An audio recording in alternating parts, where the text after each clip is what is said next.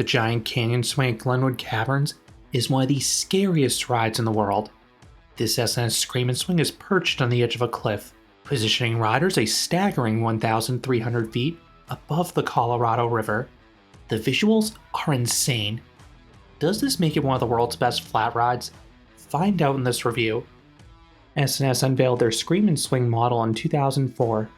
This was a pendulum ride powered by compressed air tanks. While the motion was similar to a traditional swinging ship, the ride was capable of faster speeds, greater heights, and steeper angles. While we have seen some larger installations pop up at parks worldwide, both in terms of overall size and capacity, the earlier versions were smaller single-arm models. The most notable installation like this went to Glenwood Caverns in Colorado in 2010. For those unaware, this theme park is located atop a mountain at an altitude of 7,132 feet, or 2,174 meters. While this makes construction challenging, many rides offer spectacular views. That is particularly true if they're on the edge of the cliff, like Giant Canyon Swing. You can see this ride atop the mountain as you approach the park.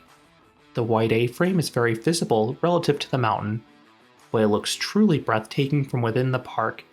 Seeing the arms swing over the cliff is both awe-inspiring and terrifying.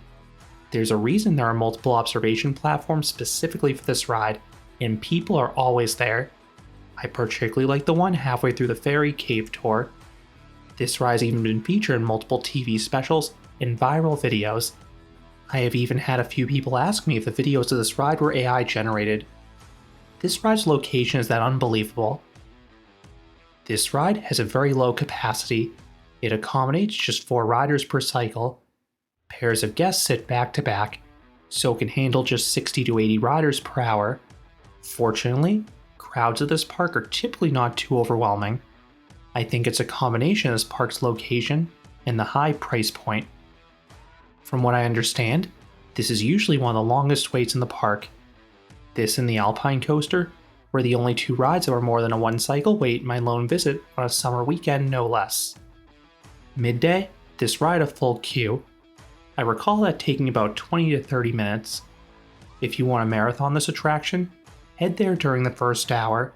I was able to ride this repeatedly with no wait, trying both sides. I prefer the side facing the canyon. I think that's a scarier visual swinging towards the cliff edge, because you get a better sense of the vastness and scale, and you have more time to appreciate that view. I think people prefer the side facing the park in general. That is the side that stares down 1,300 feet, or 400 meters on the max swings. You get this in 2 to 3 second bursts on half the swings, so it's a bit harder to fully comprehend the full scale of the height, if that makes sense. Still, you know in your mind how freaky it is that you're off the edge of a cliff, so definitely try both if you can.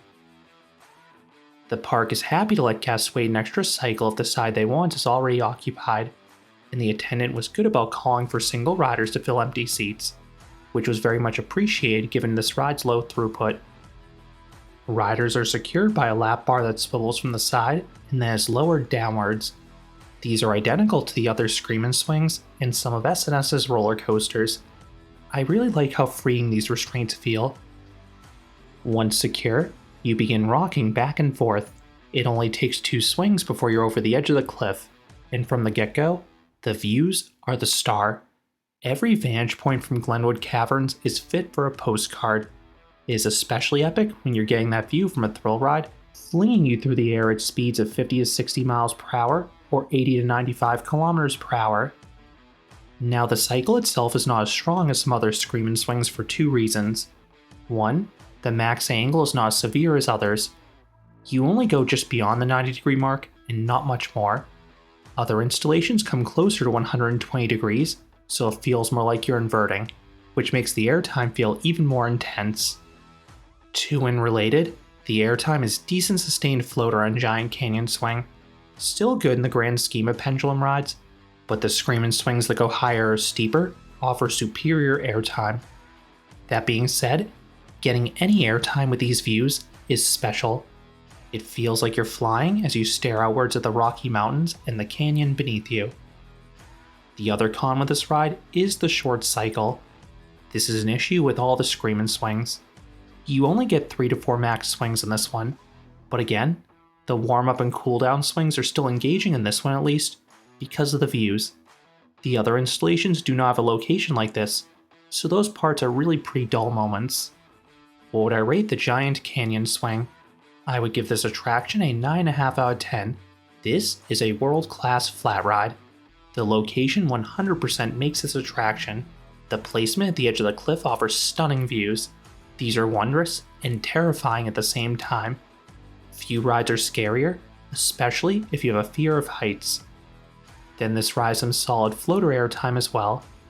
The overall cycle is not as intense as other Screamin Swings, and it suffers from the usually short cycle, which is why I cannot give it a perfect score. That being said, this is undoubtedly the best Screamin Swing, solely because of its placement, and it should be on any thrill seeker's bucket list. Those are my thoughts on Giant Canyon Swing at Glenwood Caverns. What are your thoughts on this ride? Which side do you prefer? Let me know down in the comments. If you enjoyed this review, I would appreciate it if you gave this video a like, and you consider subscribing, because there'll be a lot more roller coaster and amusement park videos here at Canopy Coaster. Thanks for watching.